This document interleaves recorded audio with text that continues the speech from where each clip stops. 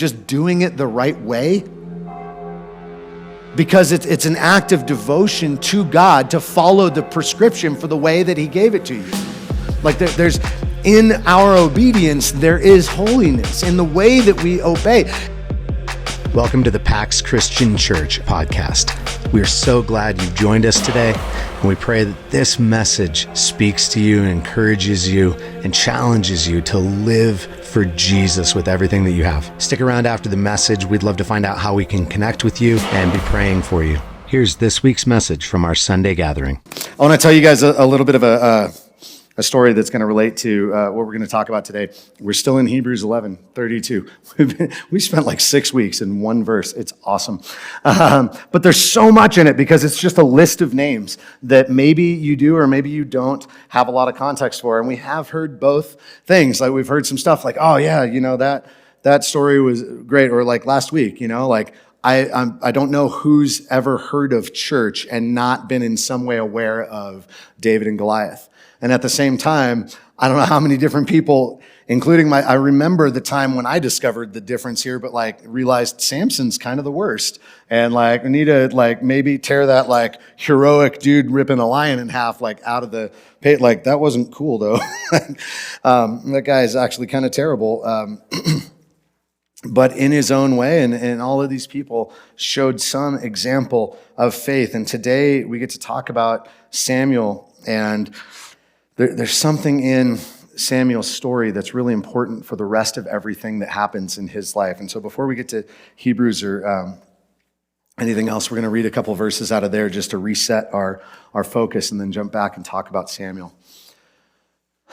But there was a time a while back when, somewhat early in my faith, I guess, but I was serving in a church in Southern California, and it was a college ministry, and we would get together. It was an evening ministry, and so we would get together before everybody showed up, like a couple hours early, and we would just pray in the room.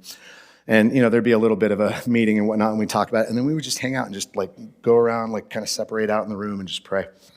And I remember one day I was over praying, and I was kind of over in the corner a little bit, and like, nobody's really near me. I wasn't like in an acoustic corner where I'm like hearing everything or anything like that. I'm just like sort of off like by myself.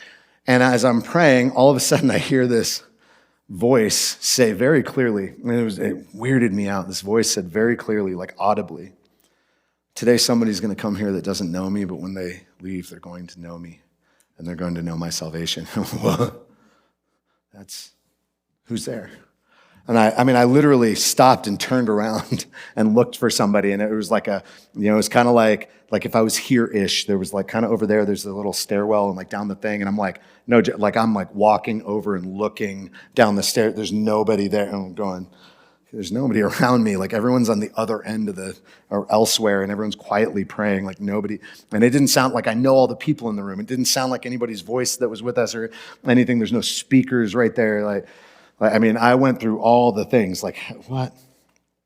So this happens 3 times, and I'm just weirded out by it. And finally, I'm like, okay, Lord, like, if that was you, sure, yeah, we're about to have church. Like, somebody could come here and get saved like that. But to be honest, that didn't happen every week. It was kind of we were right next to a Christian university, and it was a fairly large church. And so there were a bunch of people who came, but most of them knew Jesus. So, like, it wasn't every week we're saving souls. You know, like, we weren't like, you know, the fire brigade, like, carrying people out of the flames of hell every day or anything. Like, it wasn't that kind of ministry. So, like, it would have been kind of a unique thing to have somebody have a radical salvation in the ministry. And so anyway, so I kept praying and 3 different times I heard that, and 3 different times I kind of looked around and went like, all right, Jesus, like if that's you, that seems like a weird thing for like the devil to lie to me about, like, you know, and so there's probably not him either. So I don't know, maybe I'm just like hopeful. I'm not sure, but and I just kind of moved on and sort of like forgot. And it was like, an hour and a half later, we're finally starting service and everything. And just before service starts, my buddy walks in and very briefly introduces me to his friend who has just gotten out of prison. And so that was the one thing about this church was kind of like right on the edge of the ghetto and had some pretty rough people that would kind of come around the church and amazing ministry opportunities there. But again, like we didn't see a ton of like radical salvation. And to me, that was really significant that like I wasn't expecting somebody to get saved every week. That makes sense. Like that wasn't really on my radar all the time. And anyway, I wasn't leading this ministry, but I was part of the leadership and showing up and praying and just there to help host and welcome people. And so I meet my friend's friend who had just gotten out of jail, and he's like, "Yeah, man, I'm really excited to be here." I'm like, "Super cool." And then they're like starting, and I'm like, "Well, I guess we'll start, and hang out. So good to meet you." And barely even caught his first name, and then like the worship started, and so we're like, "Okay, now we're doing this." We go through the whole message and didn't think twice about it. And we get to the end of the service, and we're hanging out, and everybody, it was very like fellowship oriented. Everyone hangs out for another hour or so after, and Mandy and I are kind of getting ready to leave, and she's at the door like beckoning, and I'm like, yeah, okay. And then like right as I'm walking, I get almost to the door, and then my buddy's like, "Brian, wait!" I'm like, "Oh yeah, hey, my friend." And I'm thinking he just wants me to come like say goodbye again to the friend that I had met. And so I walk over, and they're standing there, and everybody's got like tears and snot. And I'm like, "Well, okay." And I go over, and he says like it like rung in my, like when you read the Gospels, I don't know about you, but when I read the Gospels and Peter rejects Christ and he's been told that the rooster will crow 3 times and then like it does it, but then like you read it and it's easy to read over, but like in my head, like I like to play the movie like as I read it, and I'm reading it and I can hear the like, it's got that like Inception, like, Peter's like, "No," and he runs, and so I betrayed Jesus. And so, it was like one of those kind of things where it was like all of a sudden, like the words from earlier, this guy quoted exactly what God had said to me when I was praying. "When I came here tonight, I didn't know the Lord, but now I know him, and I found his salvation." I was like, dude, and just like inspired, I just out of nowhere, like the words that bubbled out, I quoted from Luke where it says that all of heaven rejoices when one lost sinner is saved. And then his jaw hits the floor, and the other guy's jaw hits the floor, and the other guy. Apparently, when I had finally walked over, I interrupted the college pastor who had just said that. And so like everybody's hearing echoes of the same, like the Holy Spirit's just moving in this moment of that. But I had nothing to do with this guy's salvation. And so like that was an amazing, cool moment. And it confirmed for me, like, I know I heard Jesus when I was praying before. That was weird because like audible voice was not on my list of ways I thought I would hear from God ever, including like still after that. Like that's not been a regular occurrence. I'm not saying like, "Hey, just, wait for me. I'll tell you what he's saying." He leaves me voicemails, like that's not how this works.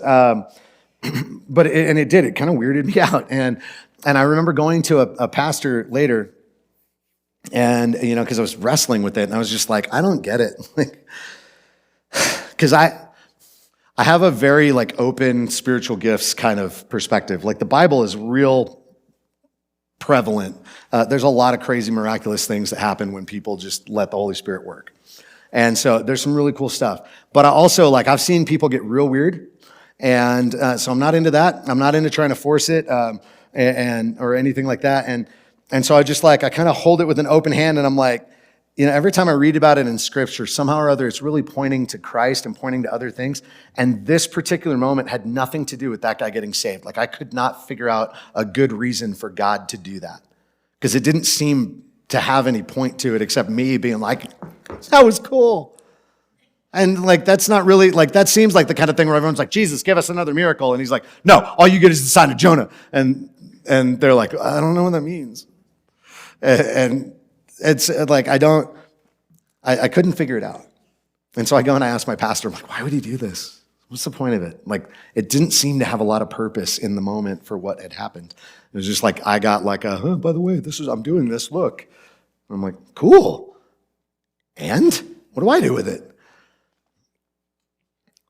But this was a pastor who had, like we had been having a lot of conversations about my call to ministry because I'd been kind of just wandering about and floundering and not doing anything and not moving in it and I wasn't going to classes. I wasn't really getting involved. Like I was serving, but I wasn't like leading or moving forward or progressing or building toward that in any significant way. And I've been having conversations with this guy, and he was really encouraging me and affirming that call. And he said, look, Brian, like we've already talked about, like I agree, I think you're called to ministry. I think God is empowering you and preparing you for the ministry he's got for you. And part of that ministry is likely going to include you need to know how to hear and obey the voice of God.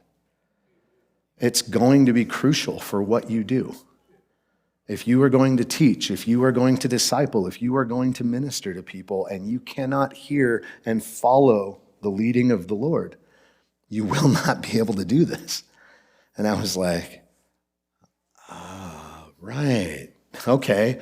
That actually, and he's like, I think God is just teaching you his voice and teaching you how to listen and proving to you that when he speaks to you, that he means it. And I'm sure if I thought about it, I don't want to say like, that's never happened again, because I'm sure as soon as I say that, like at 1 p.m., I'll be like, wait, there was this other time. But to my recollection right this moment, I can't think of any other moments where I've heard an audible voice tell me stuff. Like that has not been an ongoing way that God has spoken. However, the voice, the presence, the leading and the prompting and the character of God speaking and the move of the Spirit beyond my own human ability to know and act on things and discern a particular moment has definitely been beneficial, that I have learned and done my best to cultivate and keep an open ear for the voice of God in my life. Samuel has a moment like that early on, and it really stands out because nobody else was listening to God. And so to kick us into that, we'll set our context again for why we're jumping back into talking about Samuel. It's not just random. In Hebrews 11, verse 32, the kind of last named person in this long list of the Hall of Faith, the Hall of Fame for people who followed the Lord, Yahweh, who is later revealed in Jesus. Hebrews 11, verse 32, what more shall I say? I do not have time to tell about Gideon, Barak, Samson, Jephthah, about David and Samuel and the prophets, who through faith conquered kingdoms, administered justice, and gained what was promised, who shut the mouths of lions, quenched the fury of the flames, and escaped the edge of the sword, whose weakness was turned to strength, and who became powerful in battle and routed foreign armies. Of all the words to mess up, foreign was not the one I would have guessed.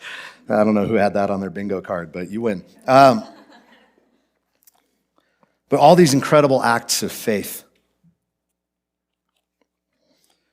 And so we're going to be in 1 Samuel for pretty much all of our time. And I want to start by talking about, I'm going to give you a little background here. So this is right after the time of the Judges.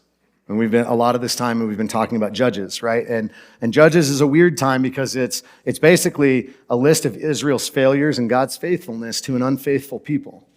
It's a story of both the unfailing faithfulness and worthiness of God to a people who is unfaithful. After a while, God starts referring to Israel through the prophets as an unfaithful spouse. He's like, man, I'm married you, and all you do is step out on me. All you do is betray me and chase after other women. All you do is go after someone other than me. Why? Why are you such a harlot? He says it sometimes. I mean, he's just like, man, you just can't stop. I mean, the prophet Hosea marries a prostitute as a sermon illustration. God's like, hey, go marry her. She's going to move out and go live with other men and sell herself. And you're just going to pine after her.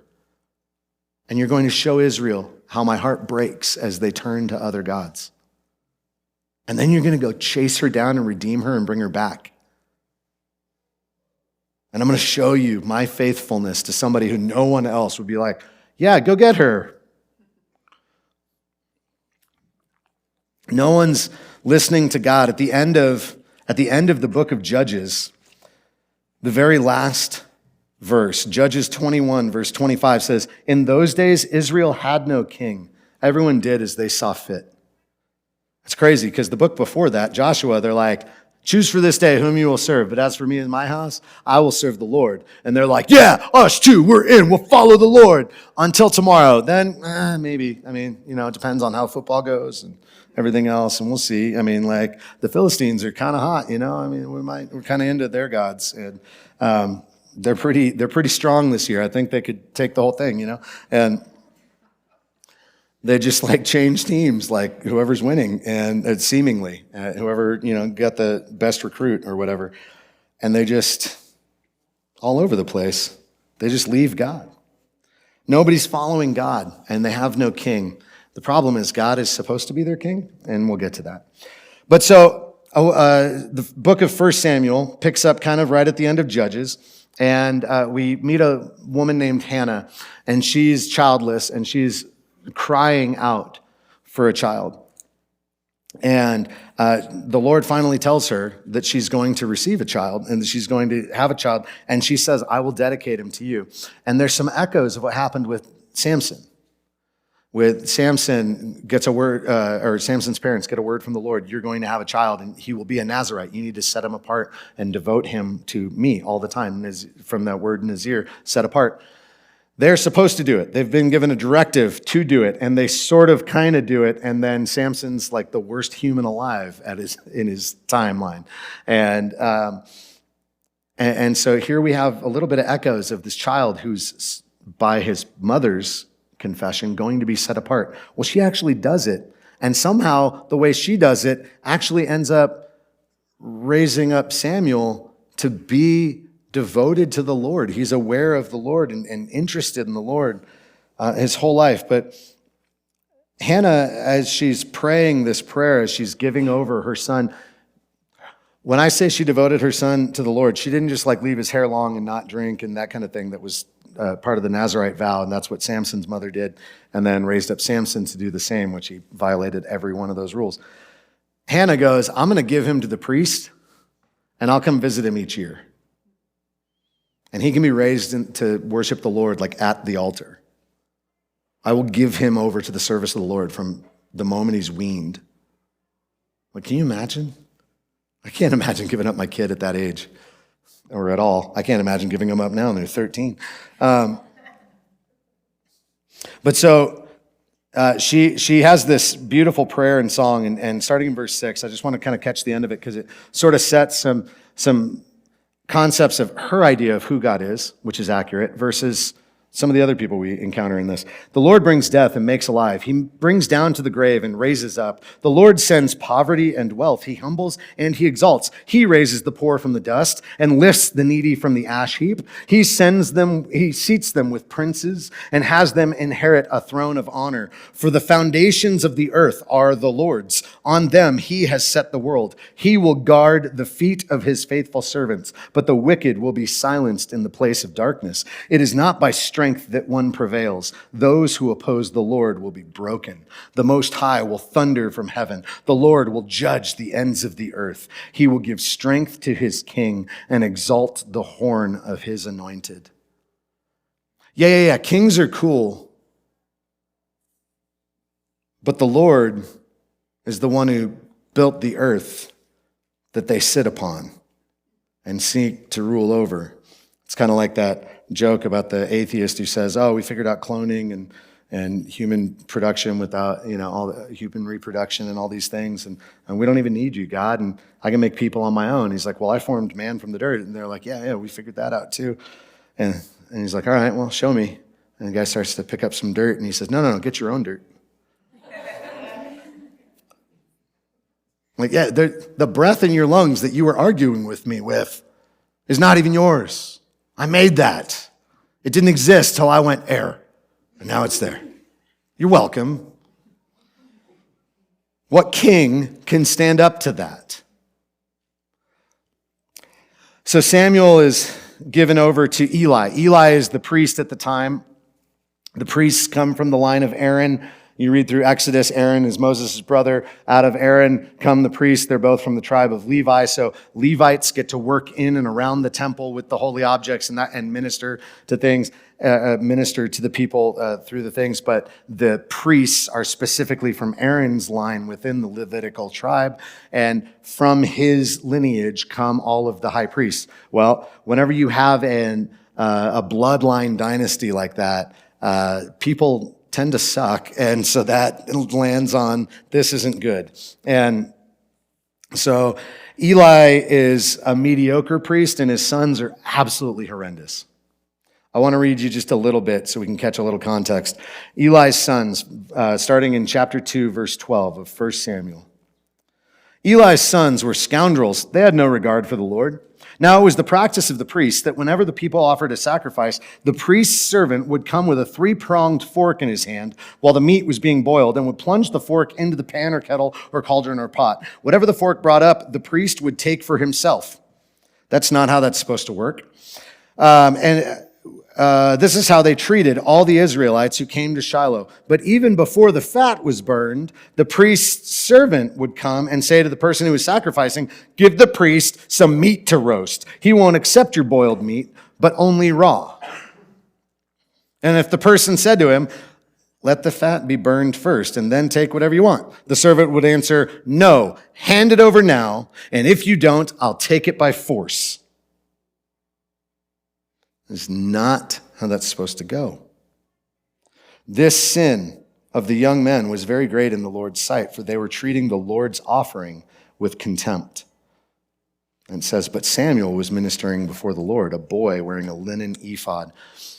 The significance of those two things. So there is a very specific process for how if you want to read through all the Levitical laws and read through Exodus and Leviticus and Numbers and Deuteronomy, and you get all these laws on how they're supposed to sacrifice and everything else. And part of that sacrifice, part of that offering, sometimes there were whole burnt offerings where you just take the animal, slaughter it, chuck it on the fire, and just burn the whole thing to ash. Nobody eats a drop of it. But sometimes there are particular offerings where you basically have like a really cool holy barbecue. And then the priests and the Levites get part of that to eat. And there is a portion that is given to them to eat. And some of that is eaten by the family who offered the sacrifice as well. And it's kind of we're all partaking in this thing that is given up to the Lord and all of this. So to take that holy thing that has a specific allotment built in to accommodate for the priests and Levites also need to eat, to take that and then twist it into this like robbery thing where they're like super taxing and coming along at the wrong times and pulling parts of it, like you are messing up the whole concept of like the process and the whole thing, the act of obedience. There's a holiness in just doing it the right way, because it's an act of devotion to God to follow the prescription for the way that He gave it to you. Like there's in our obedience, there is holiness in the way that we obey. If we kind of half-heartedly do the thing that He told us to, He's like, please do it this way. And you only do it like kind of, and it's like, what? But why? Like, why did you cheat it and do it part way and take the wrong thing? Like, why don't you just listen to what I said? And it's not even about doing the thing. It's just that you're rejecting me in that. And those of us who are parents, you might relate to some of that where you're just like it's not that what you didn't accomplish ultimately the thing, but I just you didn't do really what I asked. You did your own thing. And there's a way to do that in a creative benefit, helpful way. And there's a way to do that that's so clearly more about the rebellion in your heart than it is about you trying to do the right thing.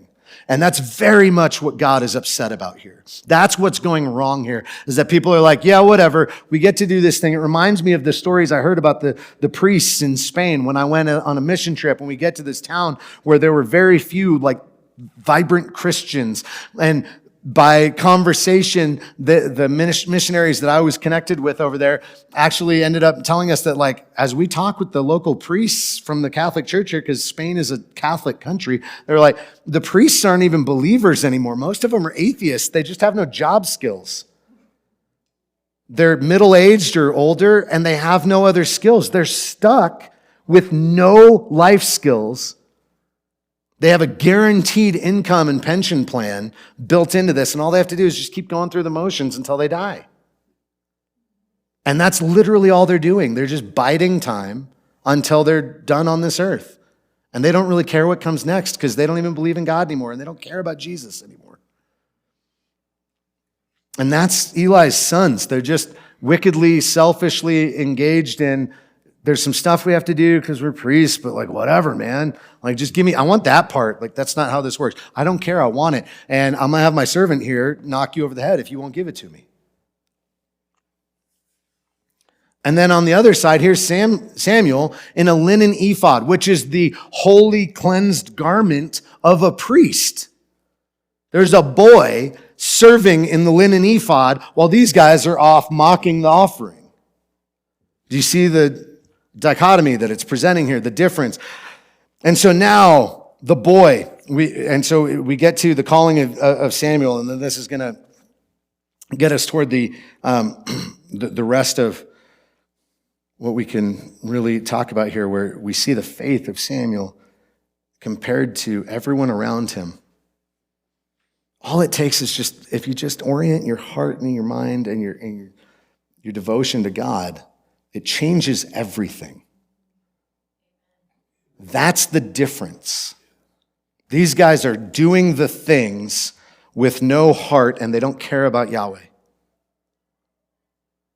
And then here's this boy just serving his God. The boy Samuel ministered before the Lord under Eli. If you're reading in a paper Bible, we're on, or digital or whatever. If you're on the notes on the Bible app, I'm flowing right down that, or I was until I just touched the wrong things. But if you're in paper, we're now at chapter 3, verse 1. The boy Samuel ministered before the Lord under Eli. In those days, the word of the Lord was rare, and there were not many visions.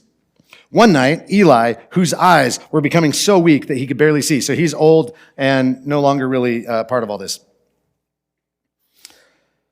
He was lying down in his usual place. The lamp of God had not yet gone out, and Samuel was lying down in the house of the Lord where the ark of God was. This is basically just a tabernacle that they sort of left set up all the time. They hadn't built the temple yet. There's no permanent place for the Lord's stuff. So there's a tabernacle and Samuel apparently just sleeps in front of the altar in the holy place because he's a child and nobody has bothered to tell him any different. But so that's where he sleeps. And Eli's off wherever he is, going to sleep. And the lamp of God had not yet gone out. Like, the lamp in the tent had not even been put out properly. Like, Eli's going to bed and he didn't even clean up right. It's like he just walked out of here and all the lights are on and the sound system's still yeah, and he just whatever, I'm tired, I'll go to bed. Then the Lord called Samuel. Yahweh called out to Samuel, and Samuel answered, "Here I am." And he ran to Eli, and he said, "Here I am, you called me." And Eli said, "I didn't call, go back down and lie down." So he went and he laid down. Again, the Lord called, "Samuel." Samuel got up and went to Eli and said, "Here I am, you called me." "My son, I did not call you. Go back and lie down." Parents? "But Mom, why are you out of bed again? Go back and lie down." So I also relate, I understand Eli in my flesh. I understand Eli's response, "Stop it. I'm sleeping. Go lie down. I don't care if you're awake. Just lay there. Lay there and count the bumps in the ceiling until you fall asleep. But what if I lose count? Start over. Stay in bed." I can relate, but that's my flesh. That's not my spirit. That's not the spirit I want. That's not the blessing I want for my children. Not that Eli is concerned about those types of things. Again, the Lord called, "Samuel." And Samuel got up and he went to Eli and he said, "Here I am, you called me." Oh, no, sorry. I'm reading the wrong verse again. Okay, so verse 7. Samuel did not yet know the Lord. He's been serving in a priestly garment at the altar. He sleeps next to the altar. He didn't know the Lord. Why? Because the guy watching over him did not tell him anything. He's the one guy in all of Israel who's supposed to know what he's doing. He's not teaching him. The word of the Lord had not yet been revealed to him. Nobody's teaching him, and God had not yet spoken until now. A third time the Lord called Samuel, and Samuel got up and he went to Eli and he said, "Here I am, you called me." And finally, Eli wakes up enough to be like, "Oh, this is not what I thought it was." Eli realized that the Lord was calling the boy. So Eli told Samuel, "Go lie down. And if he calls you, say, 'Speak, Lord, for your servant is listening.'" So Samuel went and he lay down in his place. And the Lord came and stood there. Yahweh came and stood there in the holy place next to the altar and called to Samuel. As the other time, "Samuel, Samuel." And then Samuel said, "Speak, for your servant is listening." And the Lord said to Samuel, "See, I am about to do something in Israel that will make the ears of everyone who hears about it tingle. At that time, I will carry out against Eli everything I spoke against his family." If you'd like to read that, I highly recommend. It's a pretty quick read, and it's really interesting. Read all of 1 Samuel this week, just for fun, because it's good. And it's a great story. It's good narrative. It reads pretty easy. Chapter 2, big old curse against Samuel, or Eli's family. God's like, "I'm going to wreck you because you are the worst. And you are a bad priest, and I'm going to do all those things I spoke against Eli and his family from beginning to end. For I told him that I would judge his family forever because of the sin he knew about. His sons blaspheme God. They're priests. His sons blasphemed God. And he failed to restrain them. He didn't even try. He's just like, "Boys, don't be like this." And they're like, "But Dad, we want to, and we don't care about you or our God." And he's like, "Well, okay." It's a big deal. You're just like, "Yeah, whatever." This is not a whatever kind of moment.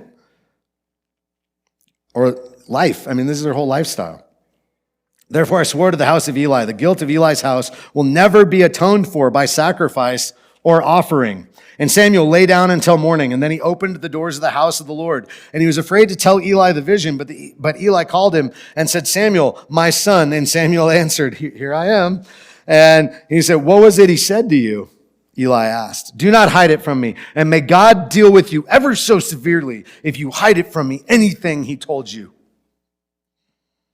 I mean, you asked for it, so here you go. You can have it. So Samuel told him everything, hiding nothing from him. Then Eli said, "He's the Lord. Let him do whatever's good in his eyes." I mean, like Eli's like sort of there. Like he kind of gets it, but also you got to wonder, like, is he just resigned himself to like, "Yeah, he told me that too. I know it's coming. One of these days, I'm toast." And he is. He's toast. The Israelites do a whole lot of stupid things. The next chapter... And then, so it says, the Lord continued to appear at Shiloh. No, before that. The Lord was with Samuel as he grew up, and he let none of Samuel's words fall to the ground. Meaning, he didn't speak on deaf ears, and he didn't say things that weren't true. He didn't just like spew out nonsense. He actually spoke truth, and the Lord spoke through him. And all Israel, from Dan to Beersheba, that's, like the whole territory, recognized that Samuel was attested as a prophet of the Lord. The Lord continued to appear at Shiloh, and there he revealed himself to Samuel through his word. And Samuel's word came to all Israel. So then we're going to fast forward a bit. In the intervening times, the Philistines and Israelites go to war. And as they go to battle, Israel goes, "You know what? Everybody always brings their gods, and it's like kind of a big deal. They bring their statue out, and everyone's like, 'No, the statue has come. The God is here.' And then like they lose. And so they're like, 'We'll bring ours.' And so they go, bring the ark. And they bring the ark out to the battlefield. And then all of a sudden, the Philistines are like, 'Yo, we heard about Yahweh. Like, that God's hardcore. Did you hear what he did to Egypt a few generations ago? Like, he ruined them. We should not mess with this.' But they win. they really wreck Israel.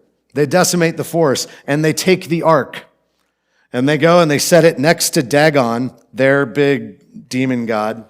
And he has a big statue in their little temple. And they put the ark of the Lord next to him like an offering to Dagon. So the problem is that one of the gods is real and one of them is not. And the one who is real starts wreaking havoc. And they have all sorts of fun where the statue of Dagon falls over. And then they go in and they're like, oh, that's not good.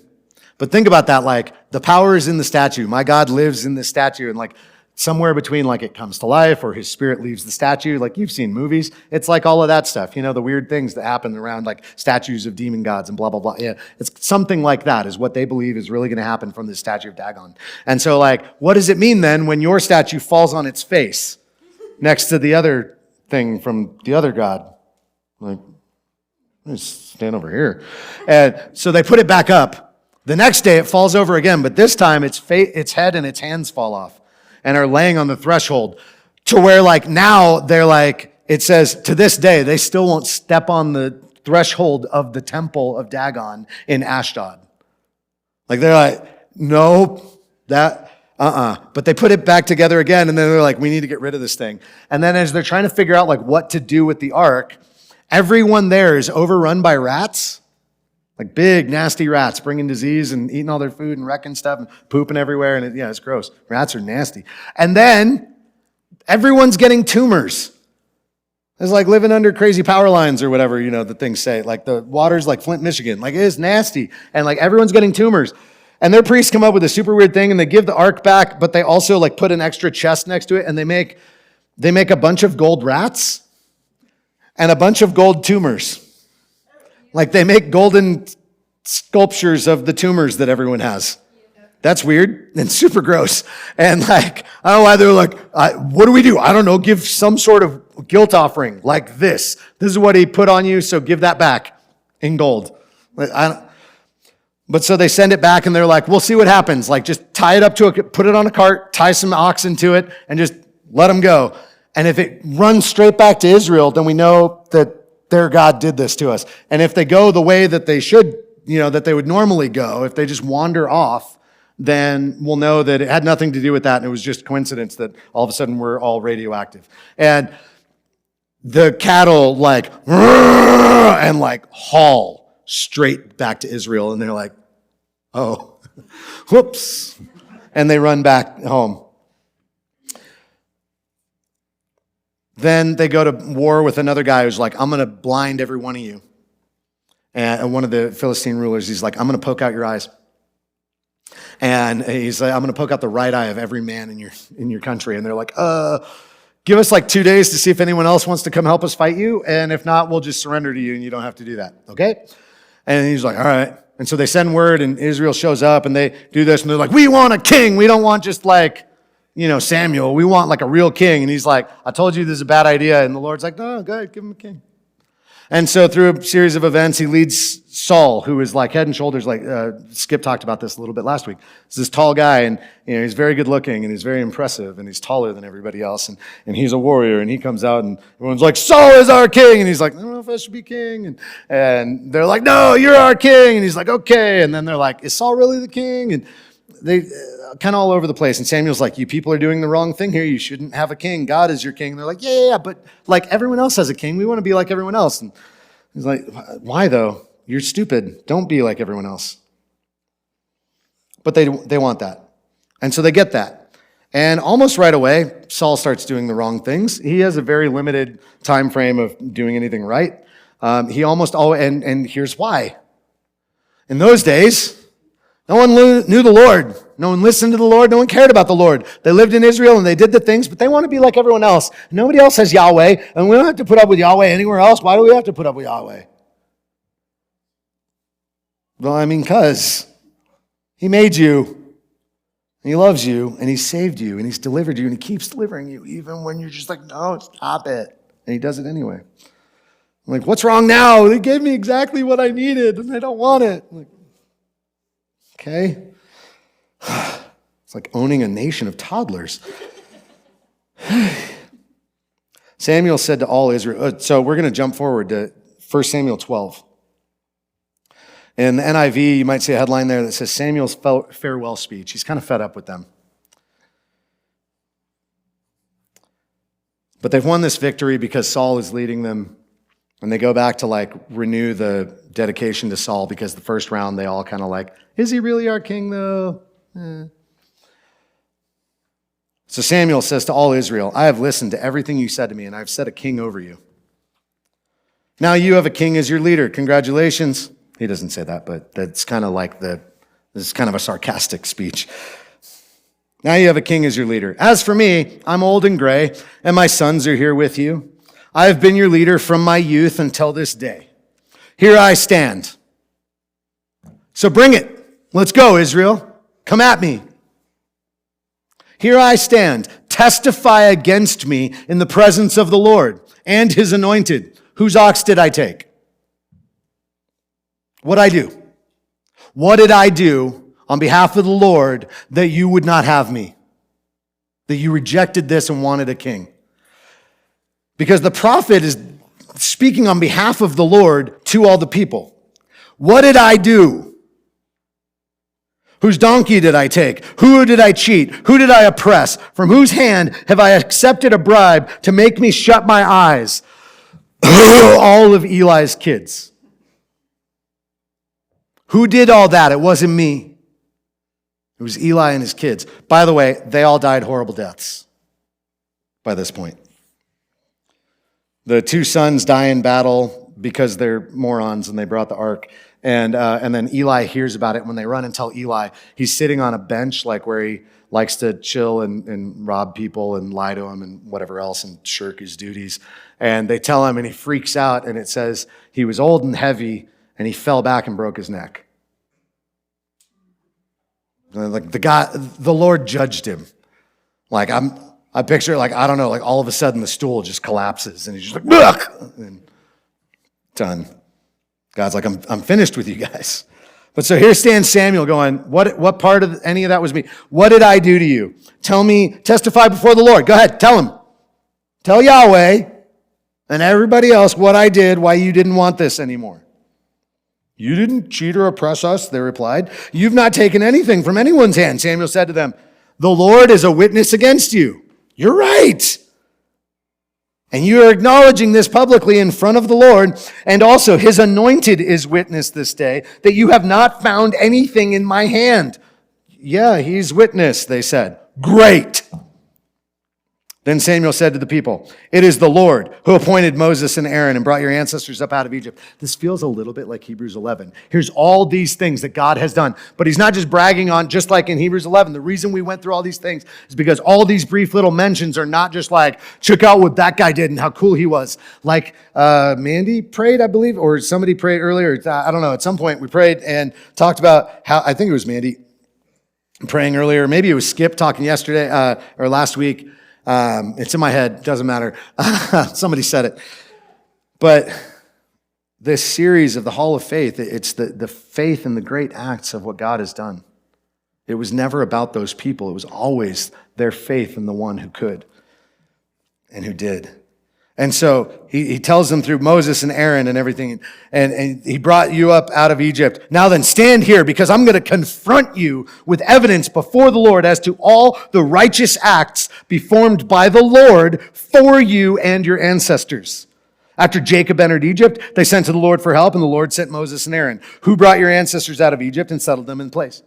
But then they forgot about the Lord their God, so he sent them into the hand of Sisera. That's in the time of Deborah and Barak, the commander of the army of Hazor, and into the hands of the Philistines, and the king of Moab, who fought against them. They cried out to the Lord, we've sinned, we've forsaken the Lord, and we served the Baals and the Ashtoreths. We cheated on you, and we know it. But now deliver us from the hands of our enemies, and we will serve you. And so the Lord did. He sent Jerubbaal, he sent Barak, he sent Jephthah, and Samuel, and he delivered you from the hands of your enemies all around you, so that you lived in safety. But then you saw Nahash, king of the Ammonites, was moving against you, and you were like, no, we want a king to rule over us, even though the Lord, your God, was your king.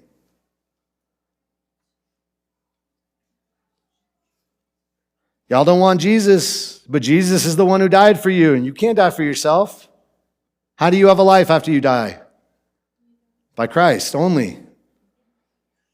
He's the one who died and came back. You don't have that power. That's why everyone's like, oh, when he did stuff like that. Like Lazarus comes back and they're like, oh, how did he do that? Jesus. If you fear the Lord and serve and obey him and do not rebel against his commands, and both you and the king who reigns over you and follow the Lord your God, good. But if you do not obey the Lord, and if you rebel against his commands, his hand will be against you as it was against your ancestors. Now then, I'm warning you, you want a king, you get one, but you better do it right. And if you don't, I'm warning you, it's not going to go well. So watch what happens. So check this out. Now then, stand still and see this great thing the Lord is about to do before your eyes. Is it not wheat harvest now? I've been watching some shows about people who have farms and harvest and stuff. And when they have the harvest time, the weather is super critical when you're about to harvest the grain. If it rains or if it's too hot and dry or whatever, it ruins the whole thing. And all the work for the whole year is all toast and permanently and irrevocably damaged. He goes, isn't it just about harvest time? Am I not holding you up from going to the harvest right now? Well, I will call on the Lord to send thunder and rain, and you will realize what an evil thing you did in the eyes of the Lord when you asked for a king. Because what are they doing? They're saying, we don't want the Lord. He's insufficient. We want a king. And Samuel's going, great. In the name of the Lord, watch your crop die. Go ahead, have your king fix it. What's he going to do? Stand there and cry with the rest of you. He's hungry and he can't fix it. He's just a human. That's not how this works. And Samuel called on the Lord, and that same day, he's standing in front of everybody, he calls on the Lord, and that same day, the Lord sent thunder and rain, and all the people stood in awe of the Lord and of Samuel, because they just said, we don't want the Lord, he's not enough, we want a human. And Samuel's like, all right, but Lord, rain. And he's like, yeah, I got you. And they're like, crops, Saul? Nothing. And the people said to Samuel, pray to the Lord your God for your servants so that we will not die, for we've added to all of our other sins the evil of asking for a king. And it's not that the king is evil, it's just that they want that instead of God. Their hearts are oriented incorrectly. You can have a righteous king who follows the Lord, but you won't. You want somebody to justify your own sin. Man, that doesn't sound like people today. I can't imagine acting that way. Oh, wait. And he says, don't be afraid. You've done all this evil, yet do not turn away from the Lord, but serve the Lord with all your heart. Yeah, you're right. You did all this wrong, but that's okay. Turn to God. Stop serving idols. Just turn to him. Man, just turn to the Lord. There's no salvation anywhere but in him. I know you messed up, but still turn back to him and he takes you still. Do not turn away after useless idols. They can do you no good, nor can they rescue you because they are useless. For the sake of his great name, the Lord will not reject his people because the Lord was pleased to make you his own. As for me, far be it from me that I should sin against the Lord by failing to pray for you. Yeah, I'm going to pray for you, but because I love the Lord and you're his people, not because you did something to earn it, not because you asked so nicely. You are not saved because you asked nicely or because you prayed the right prayer or you did anything else. You turn to God and you receive his salvation or you don't. And there is no salvation, no other name under heaven by which someone can be saved except the name of Jesus. And that's what Hebrews has been pointing at, the faith of all of these who finally, in some cases like Samson, realized just in the final moments of his life that there's no salvation except in the Lord, and everything else that he thought was his to use as he pleased was not. And it didn't get him anything, and it actually got him suffering and failure. But by faith, these who walk with the Lord find salvation. We who walk with the Lord find salvation by faith, and in faith in him alone. Surrender to him. But be sure, or he says, and I will teach you the way that is good and right. But be sure to fear the Lord and serve him faithfully with all your heart. Consider what great things he has done for you. Yet if you persist in doing evil, both you and your king will perish. And so as we prepare ourselves for communion, we have communion here, and if you would place faith in the Lord, you can come and receive communion. And if you have not given your life to Christ, and before everybody runs up, hang on. Because what I want to ask is, before we all just rush up, because here's the thing. We sang earlier, I don't want to be familiar. I don't want to just do this thing. I don't want to go through the motions. Part of the reason we've shifted towards putting it here is because it's easy to just get to that point, oh, okay, activate snack mode, go. And it just man, don't just take this. Paul says people who were taking it incorrectly were getting sick and dying in the church in Corinth. You were receiving the body and blood of Christ. This isn't cannibalism. We don't have a body that we were. But you are partaking of the body and blood of Christ. You are receiving his body in your place. You are receiving and joining together. It's a communal thing and an individual thing. It's a both and. It's a representation of your death that needs to be paid and also the fact that you don't have to pay it. It is a spiritual deliverance that you are unworthy to follow God and you have betrayed him and turned from him and failed time and time again like I have, and yet by the grace of God we are still saved. And so as we worship, as you devote yourself to the Lord in worship, can you make it a point of worship as you come and receive communion? And can we have some of our elders and pastors and prayer team and whoever would be just willing to pray? And would you I want to ask two things. One, come and receive communion as we worship, as our closing worship. And two, would you not do this alone? This is communion. This is a communal act as the body of Christ and as the family of God. And let us consider what Christ has truly done for us as we do this together in worship. Let me pray for us. Lord, it is by no other name that we can be saved. It is by the saving work of Christ on the cross. Lord, I don't want to miss who you are. I don't want to miss what you're saying. I don't want to miss what you've done. I don't want to be like Eli and suddenly caught in I know I have to answer for what I've done, and I can't even figure out how to turn back at this point. I don't want to be like Israel, just having no idea what it means to follow God and rejecting you for earthly methods of success. And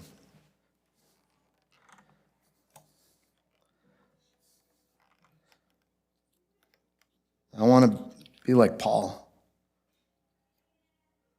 to know you, to identify with your death and your burial and your resurrection, to attain somehow to the resurrection of Christ, the power of God unto salvation.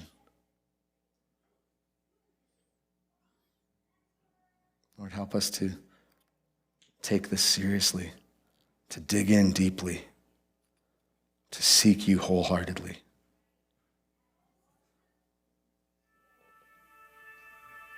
In Jesus' name.